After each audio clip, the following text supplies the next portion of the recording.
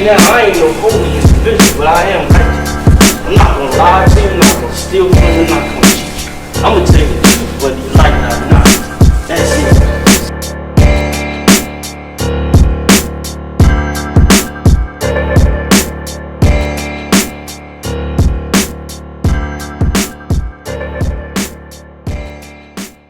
Hello.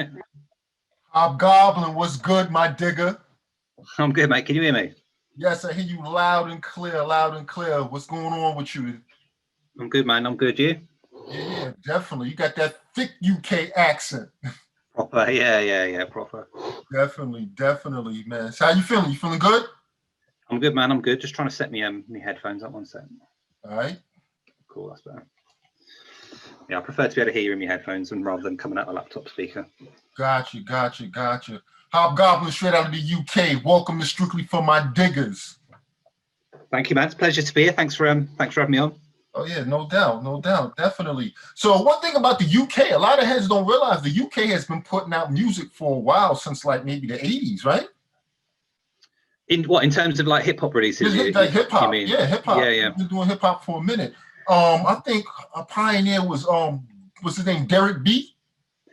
That is proper old school. I mean, to be honest with you, I grew up like outside of London, which is obviously the capital, and where anything that's going on musically in the UK, and particularly back in the 80s and 90s, was coming out of London, really. And not being from London, being outside of that, and being from like a small kind of town a couple of hours away, that was all going on really. I was born in the 80s anyway, so when those guys were out, I was young, but I was young with no access to, there's no YouTube, obviously, I'm sure there's no YouTube then.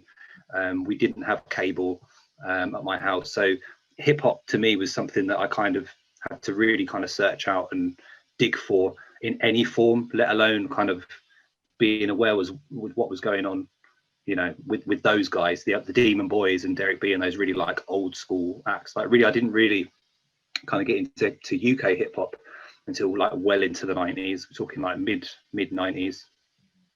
So London was like New York City compared to where you're from, correct? Pretty much, yeah, pretty much. Yeah, it's a good comparison. Yeah, it was a whole other world away, and the world was a lot smaller then. So unless you were going to London, which I wasn't, you weren't being exposed to that kind of thing. There was no no YouTube, no online social media way to connect with it or see what was going on. So you either knew or you didn't, and it took me a while to kind of discover that. Right. So I mean, how did the whole beat making thing start for you? To be honest, I mean, my background is DJing. I remember hearing Funkmaster Flex on a show on Radio 1. He used to do a guest slot on Tim Westwood's Saturday night hip hop show. This is like, I'm talking like early to mid 90s. And I heard what he was doing and just thought, yeah, I want to do that. It's like, that sounds sick. That just sounds amazing. I need to know what he's doing and learn what he's doing and do it. So I started off DJing. And to be honest with you, from when I got my decks when I was about 14, 15, so we're talking like 1995, all the way up. I didn't really start producing until I was at university. And I'd moved from Colchester, where I'm from originally, up to Leicester, which is up in the Midlands. Again, not London, but there's a bit more going on there. It's a city, so there was more happening, a bit of a like local hip hop scene. Funny enough, our dealer, the guy who used to sort us out our weed, he used to come around, and he sometimes he'd bring his laptop, and he showed me Reason. He had a copy of Reason, and he flung me a copy of Reason to kind of have a little play around with, and that was really the first time, to be honest with you, I'd even thought about producing, or even considered doing it. And once I'd kind of had a look at that and had a go at that, I was hooked, really. Do you know what I mean? Like that was my new, like, along with the DJing, that was my kind of new passion. Gotcha. So Reason is what you started with. Started with it, yeah. I did start with it. I didn't like, though, the thing with Reason that kind of, and I ended up moving away, ended up on Fruity Loops, and have stayed there since. That's what I'm using now. I always found that the piano roll section of Reason was like tiny. So it might have just been me being too stupid to realize how to make it bigger. Maybe I could have done that, but I never actually figured it out. So, you know, ended up using Fruit Loops, found it a lot easier to use, and kind of sacked off. Yeah. Stop using Reason. Yeah. Ninth Wonder started with Fruity Loops. Do you plan on going to any hardware, or you just want to you're going to stay with Fruity Loops? To be honest with you, I mean, hardware it's a little bit more affordable now, but hardware's always been like super expensive. Yeah, and it was just, you know, when I got Fruit Loops, it was a workmate of mine gave it to me, just a free copy, like a cracked copy, and I sat with that for about 5 or 6 years. Do you know what I mean? Didn't upgrade it or anything. So it's just got to the point where you learn something, you know, you spend your hours and hours and hours and hours on it. I mean, people have been saying to me recently, oh, you know, what about Audacity? Audacity is better than Fruity Loops. You can do this, you can do that. But I feel like I'm just like settled on Fruity Loops now. Do you know what I mean? I know how it works. I know how to make it do what I want it to do. Right. And I like what I hear when I do it. So, you know, I don't feel like there's any need or reason for me to overcomplicate things by, you know, upgrading to another piece of software or even attempting to try and learn some hardware. It's just there's no point. Do you know what I mean? Like, I'm happy with how I'm coping with Fruity Loops. You see what I mean? Yeah, if it's not broke, why fix it? You know? Exactly. Yeah, exactly. So this is strictly for my diggers. So are you still digging? Are you digging for vinyl? Are you digging online? How are you getting your sounds? I'll be honest with you. I've always either dug, weirdly, CDs. I started off digging CDs. The reason for that is, I mean, there was not a massive amount. I live in Birmingham now, which is like, again, Midlands. We're like 3 hours from London, up, but not like north. There's not a huge amount of record stores up here, particularly now, obviously. But even when I first started producing, which would have been maybe 2000, when I was in Birmingham, and I got my stuff together, probably like 2002, maybe 2003. There wasn't a great deal of record shops around even then, but the library had a really like massive selection. The local Birmingham library had a massive selection of CDs. I'm talking like old jazz, old funk, old like world music, just like tons of it. So I used to just go there and like hire the CDs from the library, bring them back, put them in my computer when computers had the CD drives, and sample that way. Do you know what I mean? Like, again, because I didn't have it all the hardware and I had decks.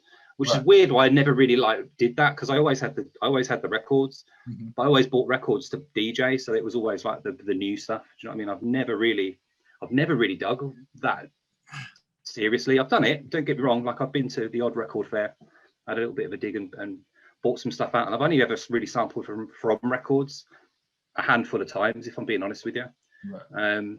You know, being a little bit older now, I've got a family, I've got a job outside of making beats.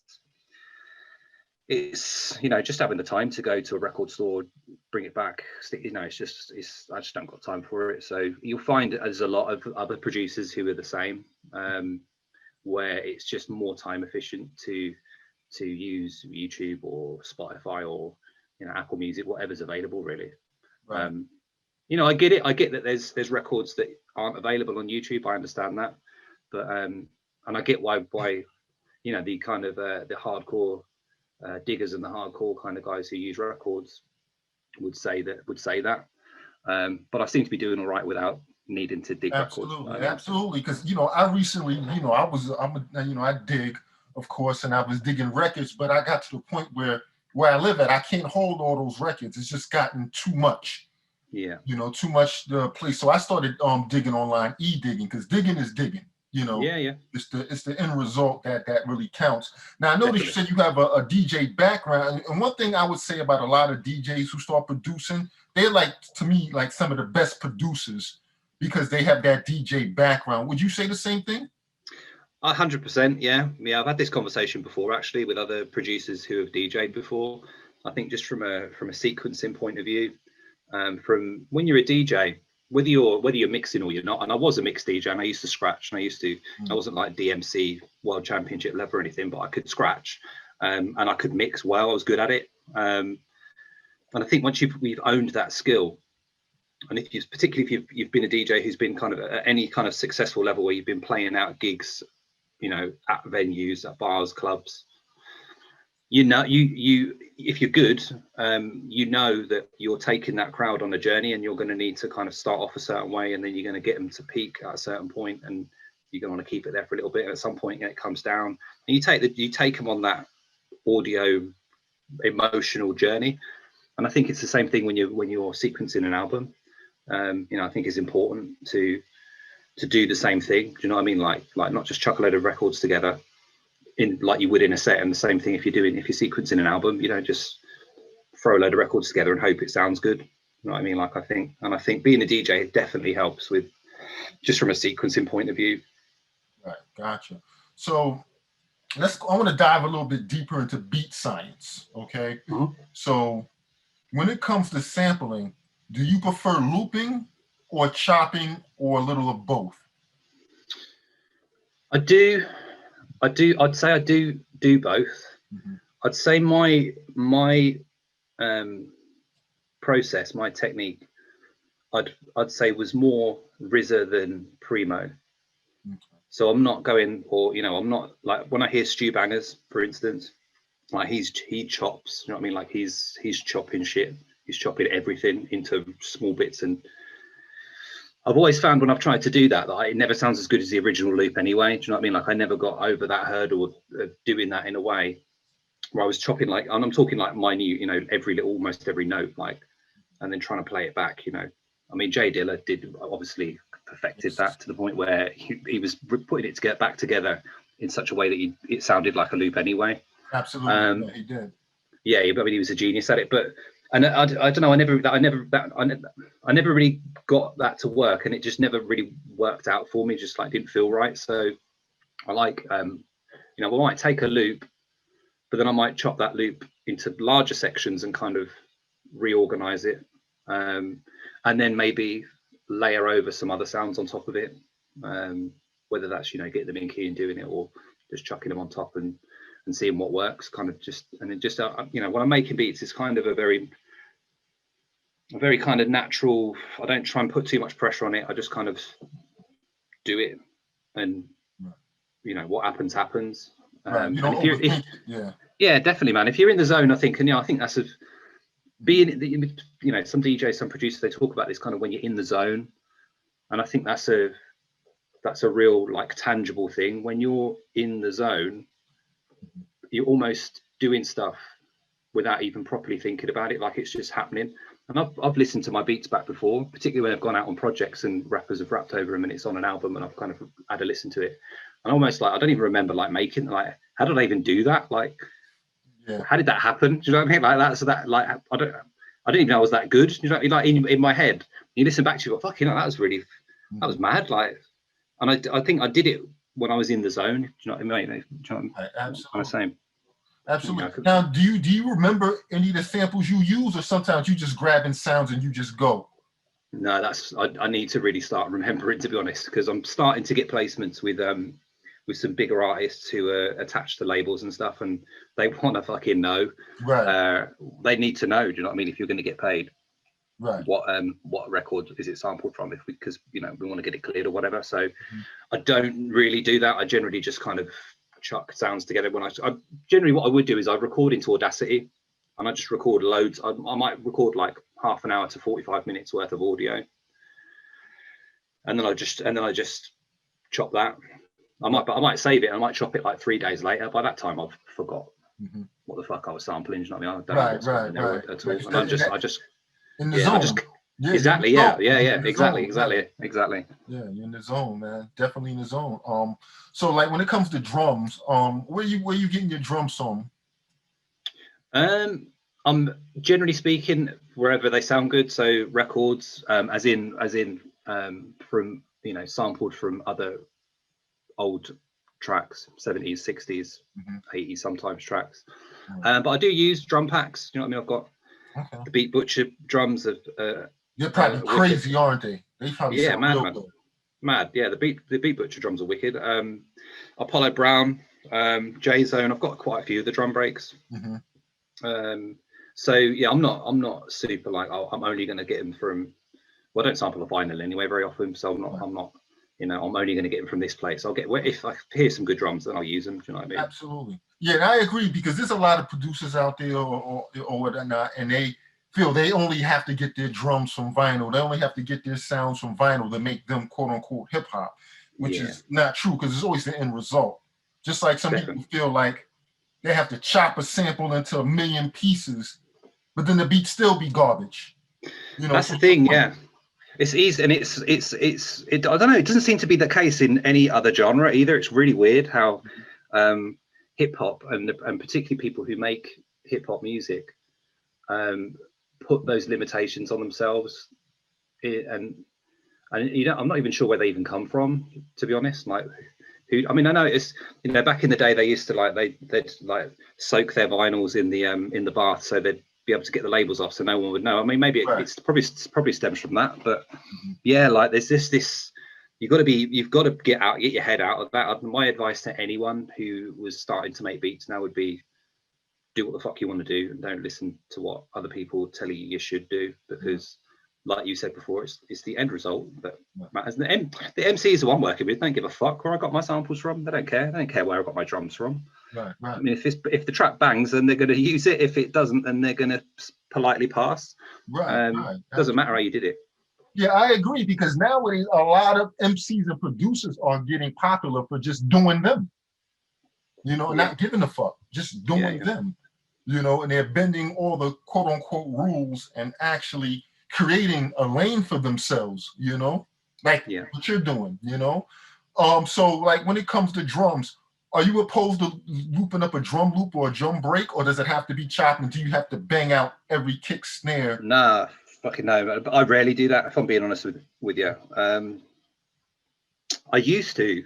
I saw it, and then I saw a video on YouTube of Ninth Wonder looping up. This was quite recent, so it wasn't that long ago.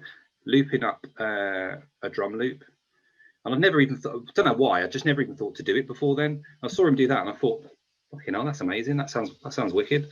So I did it, and then since then, to be honest with you, most of the drums that I use on my tracks are like looped. Right. And kind of rejigged and reorganized, but I rarely put in single hits for the whole. Do you know what I mean? For the bass, kick, snare. Right. Because you know what I noticed, like, because I started doing the same thing, you know, just to put that out there. But I noticed with doing it, you know, you got the kick, the snare, and I'm not a drummer. Yeah. You know, so it doesn't have that same effect that I wanted to have. Only on certain tracks it's cool. But when you find them drums from a drummer and you use their rhythm, it's just really just something about that drum loop that, you know, because they're drumming, they're trained drummers. So you and the sounds that they use, and it's just fly to me. I love it. Yeah, I agree 100%. And I think, you know, you've got to in terms of making that sound popular, you got to credit Derringer with that. Like that whole Griselda, the drums. That's what the drums are like. Do you know what I mean? They're loops. I mean, obviously, Beat Butcher's working a lot with them now, and I assume that, you know, he's helping out with that as well. But yeah, like Derringer's drums are definitely just loops. I could be wrong, but they sound like they're loops to me. Okay, so you're saying it sounds like he's just looping the drum loop off. Sounds like it. I mean, I could be wrong. He might be an amazing finger drummer. Do you know what I mean? Maybe I'm wrong. I'm just assuming, but to me, that's what it sounds like. Yeah, it's pretty dope. So okay, so you're saying you're losing the loops and all that, and that's fire to me. I like that, because it gives it a whole different rhythm that you myself not being a classically trained drummer can do.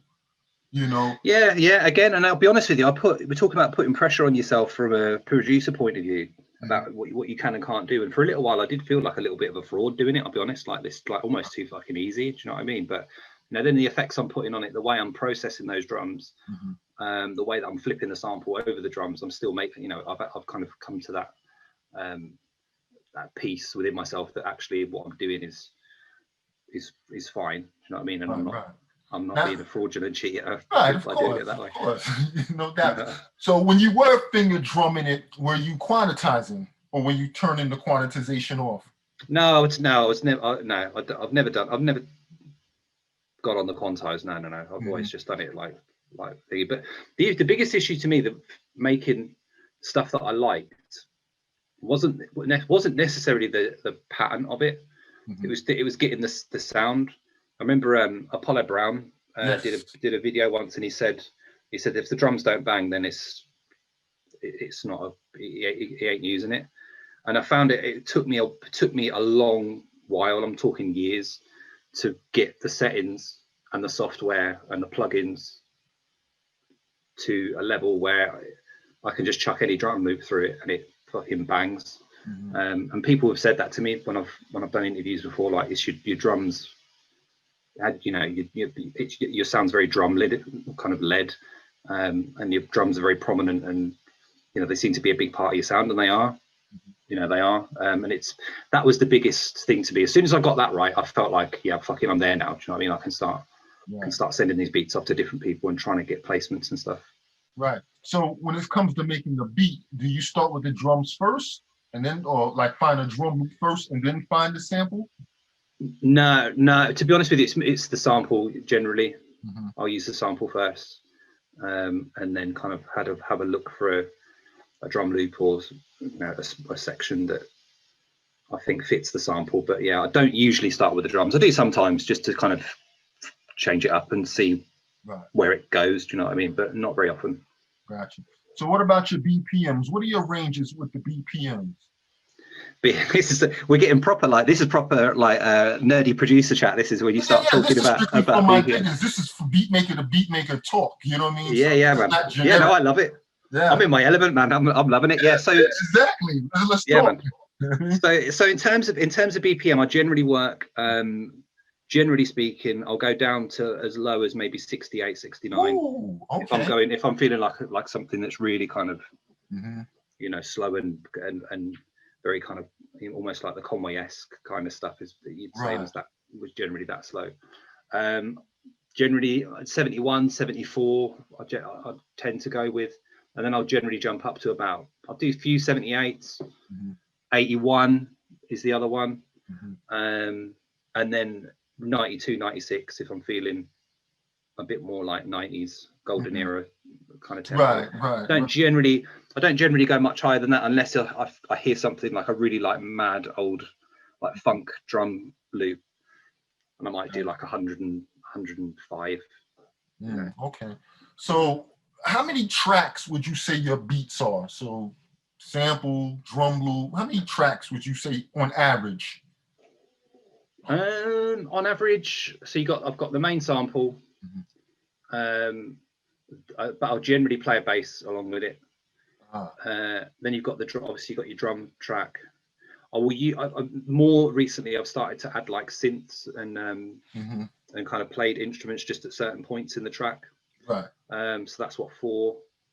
And then if I'm laying any other samples, like 5, I would, to be honest with you, I'll rarely go over like crashes and stuff. I'll add as well, like the crashes and the little kind of what would you call them, like the risers, kind of FX kind of thing. So I generally stick them on the same channel, so probably about 6, 7 generally speaking. Okay. I'm not one of these like 20, 30 track dudes, you know what I mean? Like, yeah, keep it simple, man. Like, simple, it works for me. Do you know what I mean? Just keep it. Yeah, have you noticed? I've noticed it a lot more producers. They're just keeping it simple, because a lot of these MCs nowadays are lyrical and they have little twists and turns in their flow, and too much in that could just kind of like throw everything off. You know what I mean? It's a massive thing that I think a lot of producers, particularly when you haven't worked with an MC, don't know and don't get. And I didn't get it. I remember the first track I ever did with Jamil Honesty, I sent him some beats and he recorded and sent me back the track with the acapella.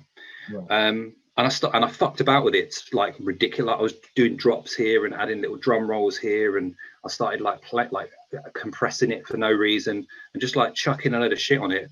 And I remember I did it. I was like, oh yeah, right, I think I've got it right now. I sent it back to him and he was like, what the fuck have you done to it? Like, what happened to the original track? Like, and he was, you know, fair play to him. He was honest with me.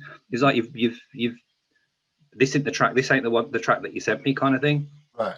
And I had to, and we had the conversation. He was like, yeah, man, you don't need to like, you don't, you know, if I picked it, you know, if you want to add a little bit here and there, then fine, but you just don't go mad. You don't need to go mad on it. Do you know what I mean? Like, yeah, definitely. you can get in your head. You can get in your head, and you think, you know, especially if you sit with it for too long, right, and end up overproducing.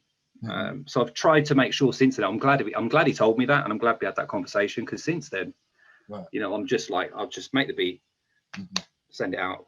right. You know Now, do you put it in song mode and have different sequences? You know how you have it in song mode where you have your sequence 1, you might drop the drums out, so, you know, and copy the sequence and take certain elements out and then put it together like a song mode? Yeah, I mean, I'll do, yeah, I won't just like layer drums, layer sample, layer bass, and then it just plays the whole time. Like, yeah, I mean, I think you've got to try and catch the MC's ear to some degree. Do you know what I mean? Like, but then again, I mean, I've done that. I've done it before. Where I've sent tracks to Mav, for instance, from the cloth, where I've got dropouts, and he's like, yeah, I want it to play the whole time, take the dropouts out, kind of thing. So sometimes it's fine, and they rap along to that, and that helps them, I suppose, get into some groove and helps them get into their pocket. And other times, you know, they don't want that. You just got to, you know, I suppose that's dealing with the MC and not getting too butthurt if they say, you know, it needs to change.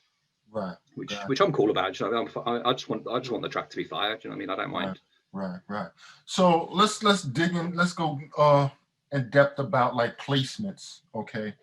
Now, do you feel, you being from the UK and a lot, because I'm you know, I've interviewed a few beat makers from overseas. Do you feel that y'all get taken advantage of by these MCs because y'all are way overseas and these MCs can kind of jerk you to a degree? In my experience, not at all. Not at all. No, I mean, there's guys who rap over here in the UK, but I get way more love and way more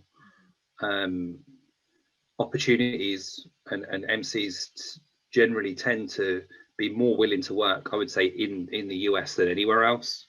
I've been trying to link with guys from all over Europe recently for my next project. I'm trying to do some stuff with French MCs, Belgian MCs, trying to get guys from Japan, Austria, all over the place. You know, I don't feel like it, you know, when you put a record together, particularly in today's world where we are so interconnected through social media, I need to just work with just MCs from the US. Do you know what I mean? Like, I'm definitely not.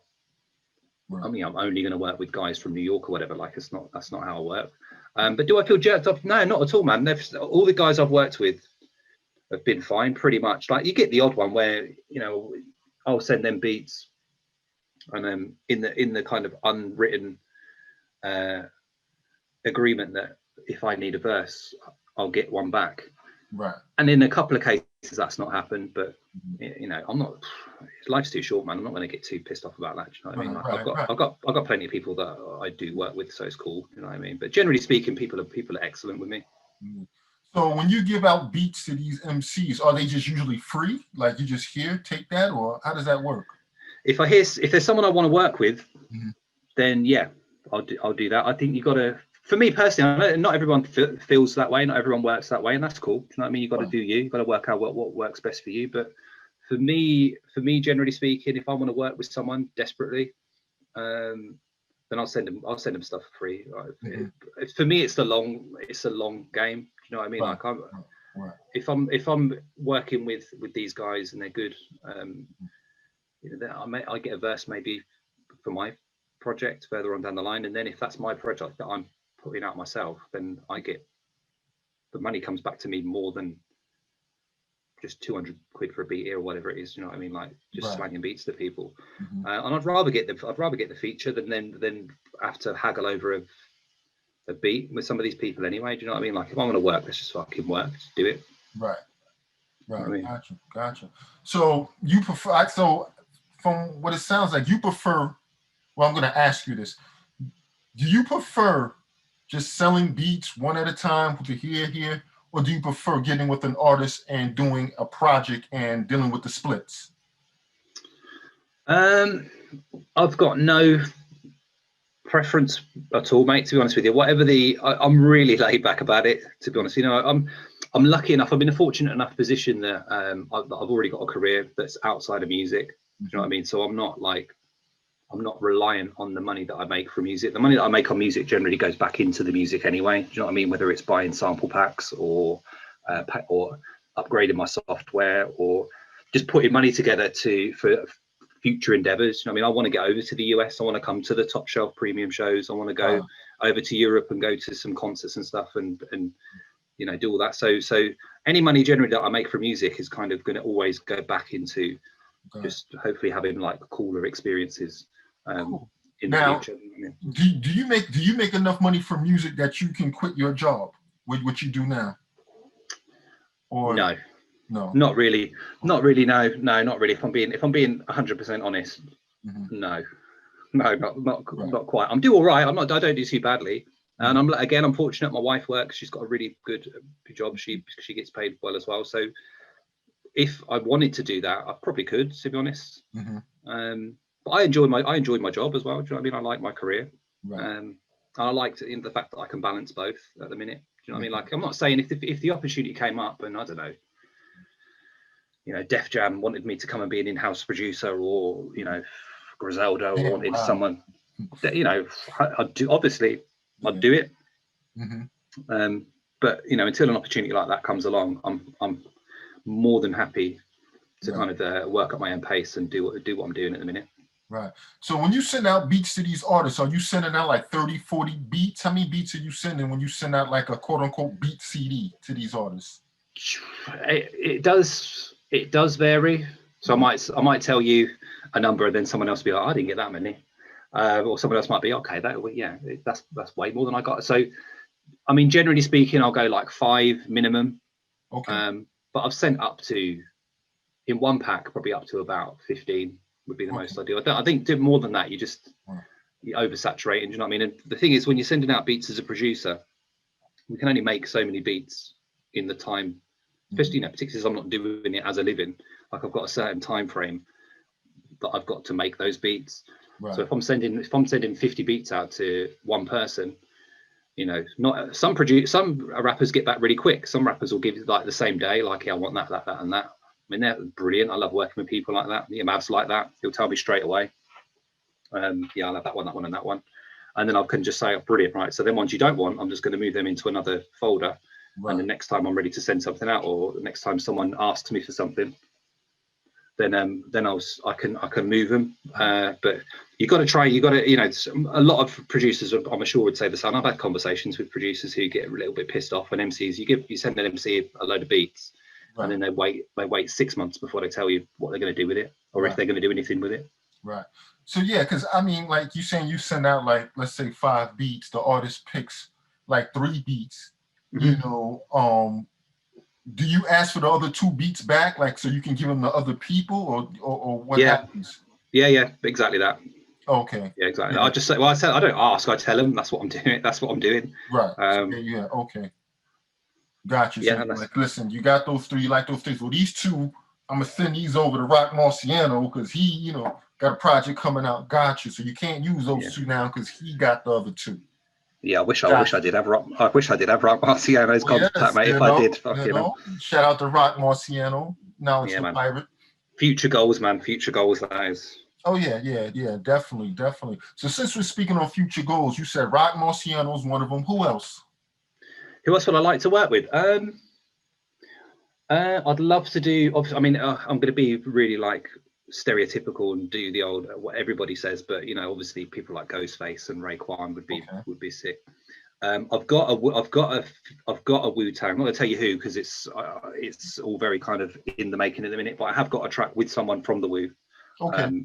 Hopefully coming out later this year. But that's kind of under wraps at the minute. In terms of who else I'd like to work, Nems, I'd love to do something with him. Okay, I think Nems is ridiculous. Yes, who else? Yeah, my mind's gone blank. Who else would I like to do something with?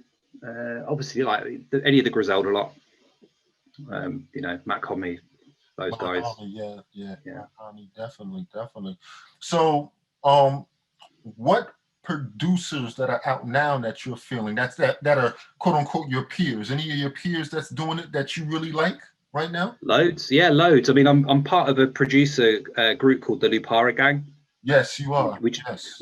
just put a project out literally this week. That's myself from the UK, Farmer Beats, who's from the UK as well, Flu and Flu, Time, yes. they're both from Australia. Yeah, I spoke to Flu. He's definitely on the series.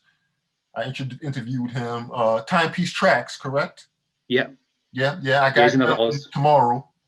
Okay, cool, sick. I'm interviewing him tomorrow. Like I said, I'm on y'all, man. I'm on y'all, man. I know, you know. Good to know.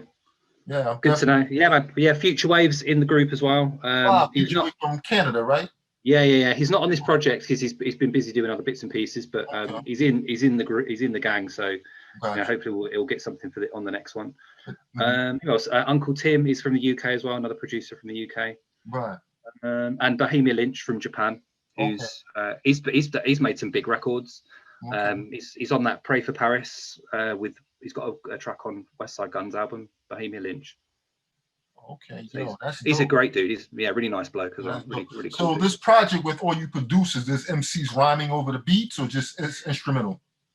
You know, with MCs, we've put the instrumentals on it as well. We kind of felt like we had to, really, as we are producers. It kind of would feel weird if we didn't do that. But on the original tracks, there's MCs. Yeah, so Jimmy Honesty's on there. Bub Styles is on there. Yeah, he just dropped the album, I think a day or two ago. It's pretty dope. Yeah, I need to check that out, actually, to be honest with you. I like him. I'd like to work with him, actually. I like his voice. He reminds me of, he's got like an MOP kind of sound. Yeah, he sounds like Billy Dance to a He does a bit, yeah, he does. But he's sick, though. Yeah. He's dope. He's really dope or whatnot.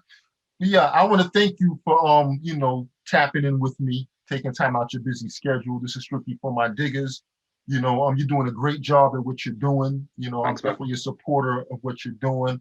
I definitely want to hear more from you in the future. We will definitely link up and keep in touch and things like that, man. Just 100%, man.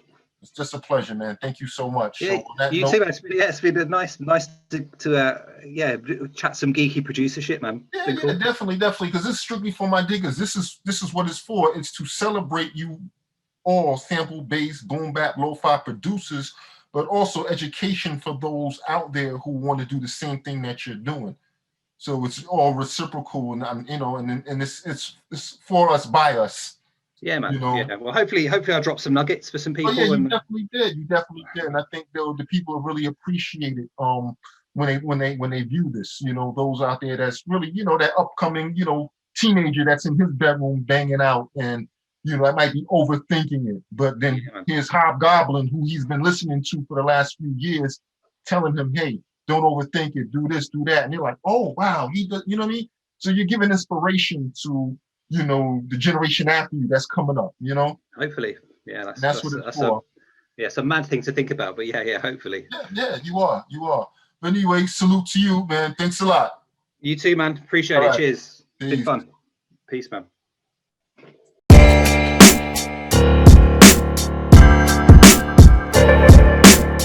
Tell you now, I ain't no holy individual, but I am righteous. I'm not gonna lie to you, I'm not gonna steal from you, I'm not gonna cheat you. I'm gonna tell you